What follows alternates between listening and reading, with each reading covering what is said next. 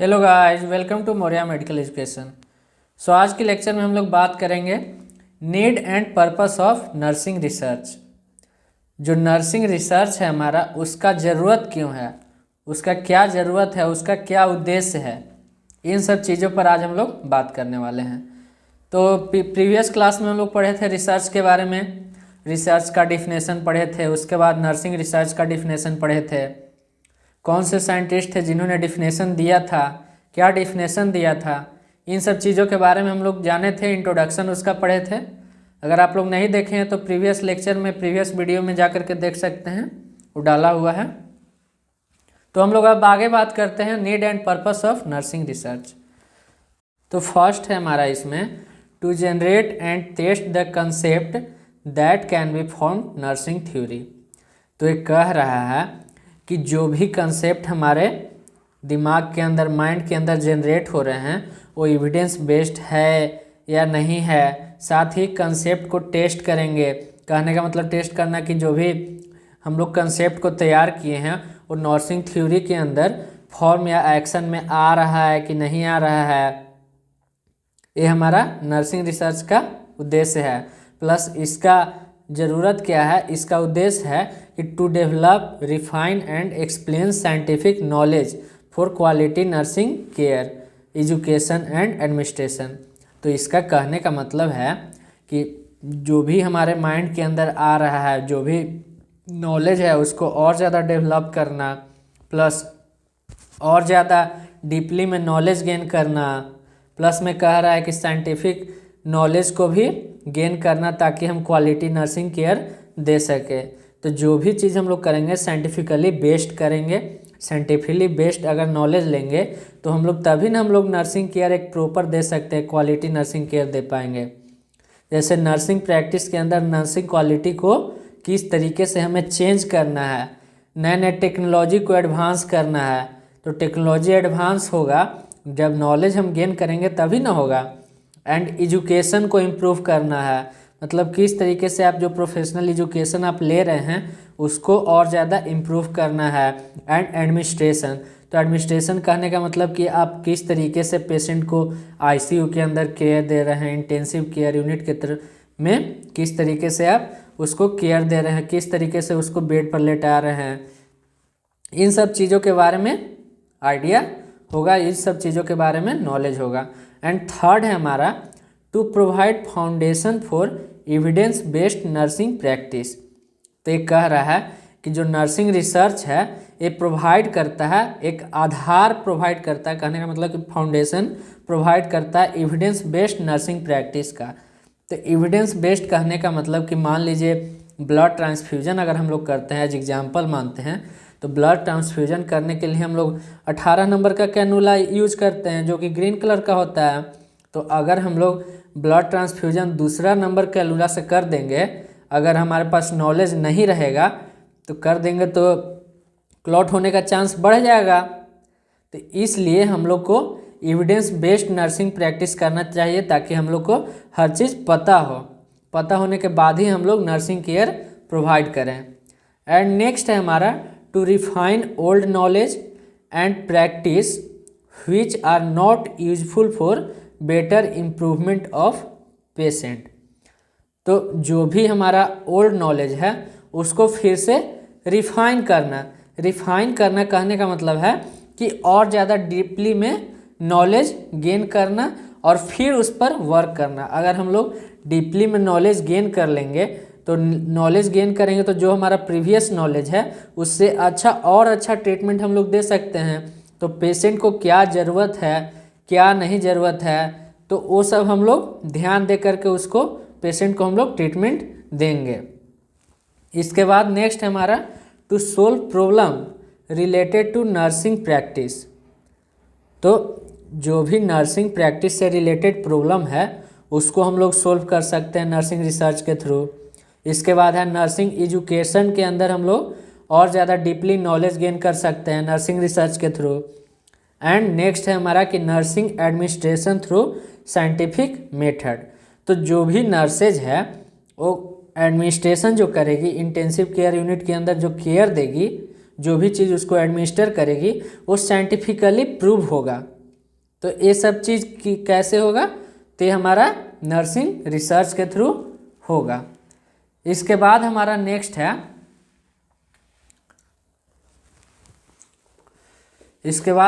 हमारा to develop and discover scientifically.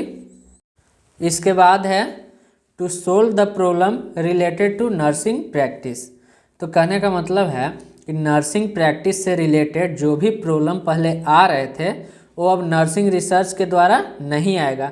क्यों नहीं आएगा, तो नर्सिंग रिसर्च के थ्रू और ज़्यादा टेक्नोलॉजी एडवांस हो जाएगा, आपका स्किल्स इम्प्रूव हो जाएगा, और ज़्यादा डीपली नॉलेज मिल जाएगा।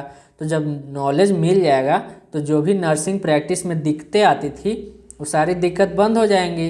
प्लस है कि नर्सिंग एजुकेशन, तो नर्सिंग एजुकेशन में भी आपका इम्प्रूवमेंट आएगा।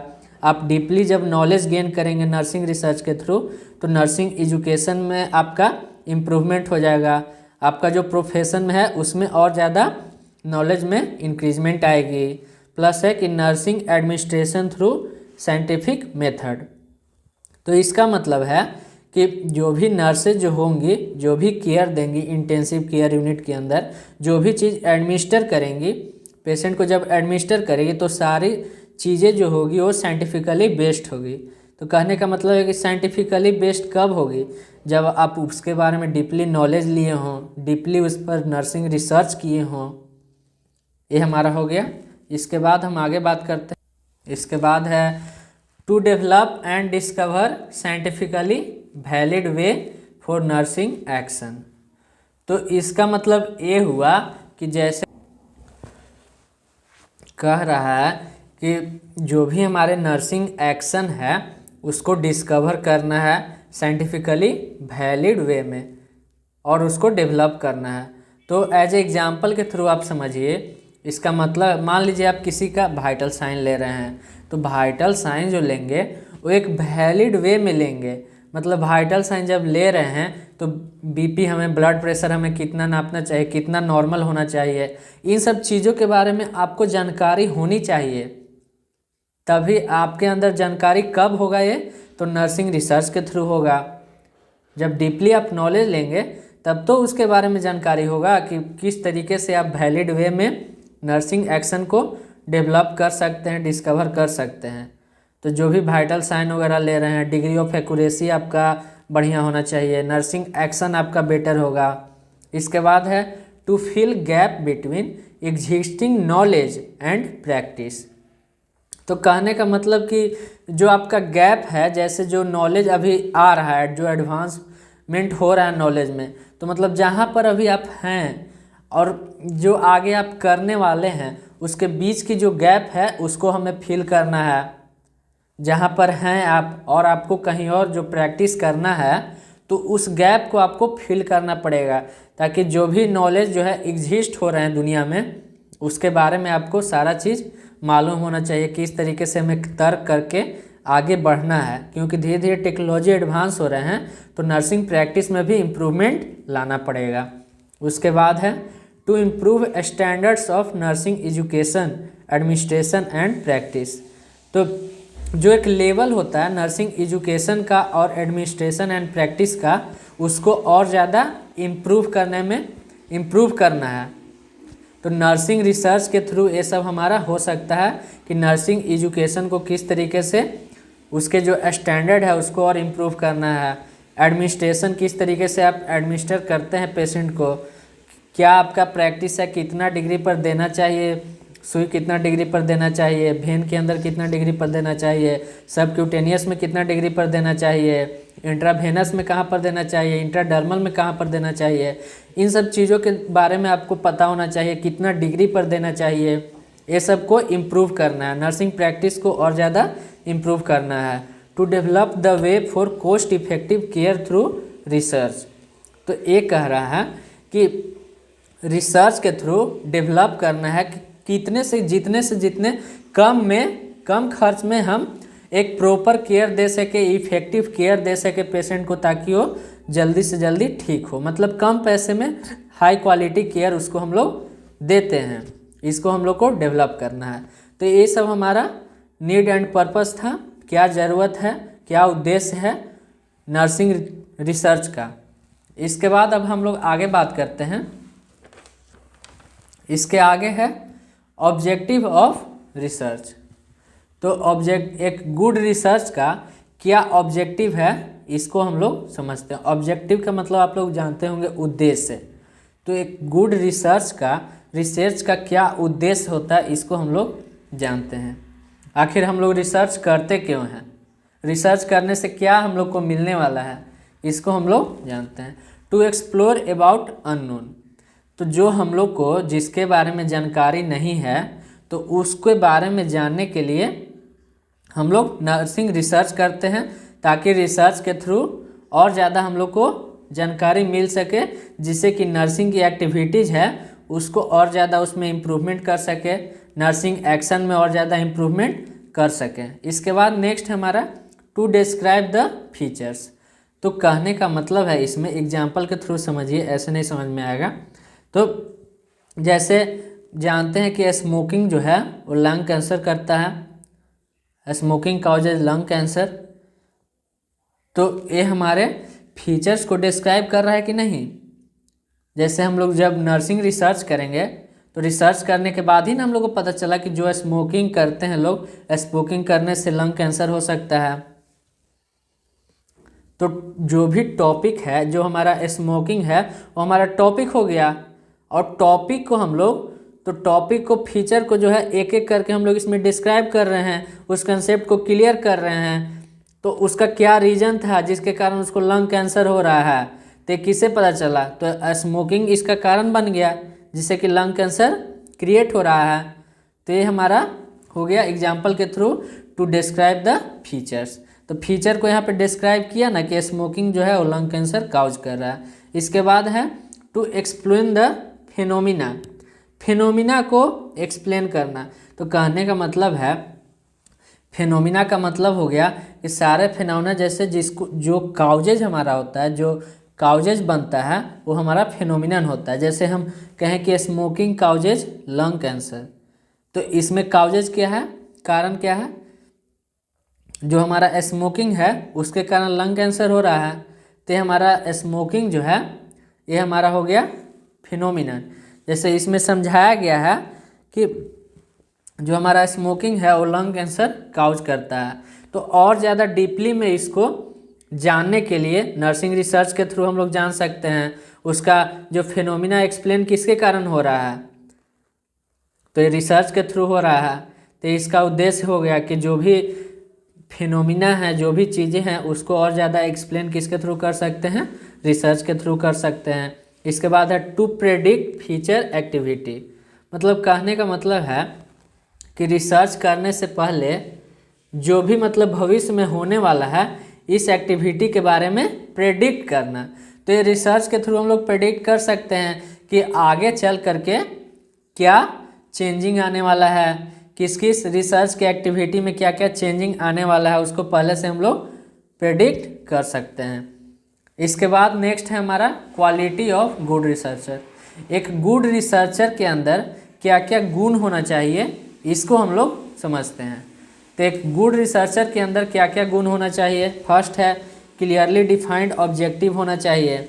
मतलब क्लियरली उसका उद्देश्य क्लियर होना चाहिए कि हमें ये चीज़ करना है, उस टॉपिक पर काम करना है तो करना है, और उस टॉपिक पर काम करते हैं और सफल भी हो रहे हैं। उसका उद्देश्य जो है वो क्लियर होना चाहिए, तभी वो एक गुड रिसर्चर बन सकता है। ऐसा नहीं है कि हम उसका उद्देश्य है कि आगे चल करके वो रोबोट बनाएगा लेकिन वो किसी और काम में जा कर के वो कर रहा है, तो ये एक क्लियरली डिफाइंड ऑब्जेक्टिव नहीं हुआ। उसका मतलब है कि अगर कोई भी उद्देश्य, अगर कोई भी सोच लिया है कि ये काम हमको करना है तो उसी पर वर्क करेगा।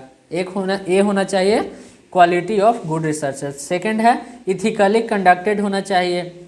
कहने का मतलब है कि हमारी जो रिसर्च है उस तरीके से होनी चाहिए जिससे कि किसी को भी प्रॉब्लम ना हो, किसी को भी हार्म न पहुँचे, कोई ये ना सोचे कि हमारे राइट्स के वो अगेंस्ट में वर्क कर रहा है।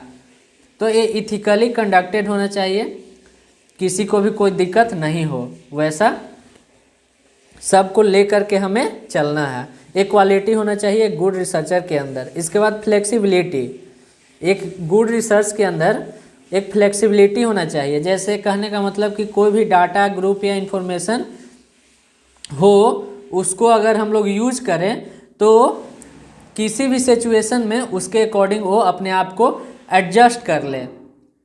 ये हमारा फ्लेक्सिबिलिटी, मतलब गुड रिसर्चर के अंदर फ्लेक्सिबिलिटी होना चाहिए कि किसी भी सिचुएशन के अंदर वो अपने आप को उस तरीके से उसके अकॉर्डिंग एडजस्ट कर ले। इसके बाद एक गुड रिसर्चर के अंदर एक्यूरेसी होना चाहिए। एक्यूरेसी कहने का मतलब है जो भी फाइंड आउट करके वो दिया है वो डाटा जो है एक्यूरेट होना चाहिए। प्लस इसके बाद है कि रिलायबिलिटी। रिलायबिलिटी कहने का मतलब है कि जिस पर लोग मतलब विश्वास कर सके, जो रिसर्चर से सर्च की है वो बिल्कुल सही हो, वैलिड हो, ये रिलायबिलिटी होता है। एक गुड रिसर्चर के अंदर एक रिलायबिलिटी होना चाहिए कि जिस पर लोग विश्वास करें, जो रिसर्चर से सर्च की है वह बिल्कुल सही हो। इसके बाद है वैलिडिटी। वैलिडिटी कहने का मतलब है कि एक गुड रिसर्चर के अंदर क्वालिटी होना चाहिए कि वैलिडिटी भी हो। जैसे आप जो रिसर्च कर रहे हैं वो सभी पीपल के लिए वैलिड है या नहीं है, ये सब हम लोग को पहले से सोच लेना है। प्लस एक गुड रिसर्चर का क्वालिटी ये भी है कि वो फिजिबल होना चाहिए। मतलब अगर जो जिस टॉपिक पर हम लोग रिसर्च कर रहे हैं वो पॉसिबल होना चाहिए। ऐसा नहीं है कि उस पर वर्क करते जा रहे हैं, टाइम बर्बाद करते जा रहे हैं, उसका कोई फल मिल ही नहीं रहा है, तो वैसा काम करने से कोई फ़ायदा नहीं है। तो एक गुड रिसर्चर के अंदर क्वालिटी होना चाहिए कि जो भी वो टॉपिक सिलेक्ट किया है वो पॉसिबल हो। इसके बाद लास्ट है हमारा जनरलाइज रिजल्ट। तो जनरलाइज रिजल्ट कहने का मतलब है कि जो भी मतलब हम सोचे हैं वो गलत हो, बट जो जो एक्टिविटी हम कर रहे हैं, जो भी कहा गया है और जो भी लोगों ने कहा है उसको भी डाटा के अंदर हम लोग को रखना है और उसी से हम लोग को रिजल्ट प्रोवाइड करना है। तो जो जनरलाइज रिजल्ट है इसका मतलब यही है कि जो भी हम लोगों ने सोचा था उसमें गलत हुआ या सही हुआ, जो जो हम लोग एक्टिविटी किए उस सारा डाटा को कलेक्ट करना है और उसी से हम लोग को रिजल्ट प्रोवाइड करना है। यही हमारा था जनरलाइज रिजल्ट। तो नेक्स्ट लेक्चर में अब हम लोग बात करेंगे कुछ और क्वालिटीज हैं गुड रिसर्चर की, उसको हम लोग डिस्कस करेंगे। प्लस इसके कैरेक्टरिस्टिक के बारे में जानेंगे, क्या क्या विशेषताएं हैं एक गुड रिसर्चर की। So thank you for listening to me and watching to me and joining to me. So subscribe and share the channel please. Thank you.